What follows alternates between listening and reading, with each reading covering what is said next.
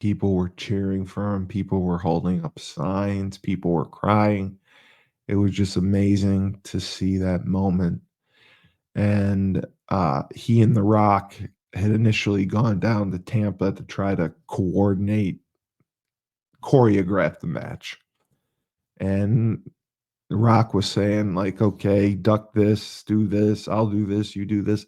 And Hogan's like, dude, like, I don't remember what I had for breakfast today. I'm not going to remember any of this. And to his credit, Rocky Johnson, The Rock's father, told The Rock, he's like, Rock, just listen to Terry. Terry will make sure everything goes as planned. And that's kind of what happened. Um, WWF was mortified that Hogan was getting cheered more than The Rock during the match. And they did this iconic moment. It was so special where they were in the middle of the ring. They stood staring at each other and they looked left and they looked right because the crowd was just going louder, louder, and louder, fucking louder. And they hadn't even touched each other. Hadn't even touched each other. And they were just erupting. So they do the match. And the match was phenomenal.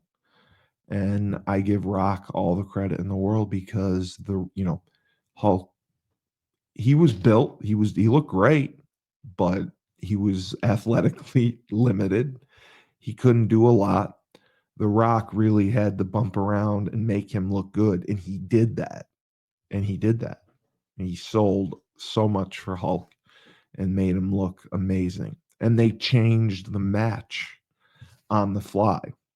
Bruce Pritchard and Conrad Thompson, their podcast, Something to Wrestle With, says Hulk versus Rock, all young wrestlers should watch because you can't always predetermine what you're going to do in the ring because you don't know how the crowd's going to react. You have to be able to adjust on the fly.